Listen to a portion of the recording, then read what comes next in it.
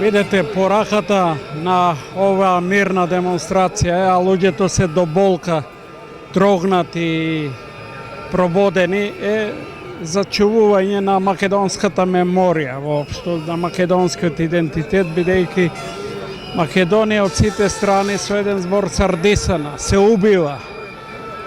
И тоа е изгледа планиран од повеќе центри завршниот удар на Македонија. Вие видовте вчера се јави и од НАТО Столтенберг со закана дека мора да се прифати онаа квислинска влада за уништување на Македонија. Што значи тоа? Тоа значи еден вид на државен тероризам против Македонија. Тоа е. Ние зборуваме со завиткани формули и зборови. Јас не сум политичар и тоа го кажувам како диагноза. Македонија е со еден збор поставена на мртовечка постела и се припрема на големо нејзиниот погреб.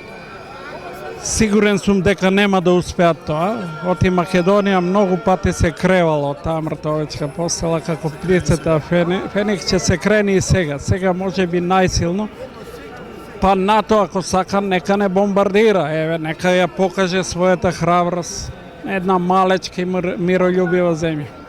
Инаку, знаете дека и Европа со декларацијата со која не избриша како со гума дека не постојат македонци во Европскиот парламент, дека тоа е покажа дека за нас македонците искуството со Европа е тоа дека Европа станува фашисти. Европскиот парламент стана третиот рајх за нас македонците. Од кога почна фашизмот кон македонците од Европа? Со Лисабонската декларација 92 година. Уште тогаш рекоа, вие не сте македонци, немате право на историска меморија, вие сте некоја безидентитетска мртовечка маса и така ќе се движите низ Европа.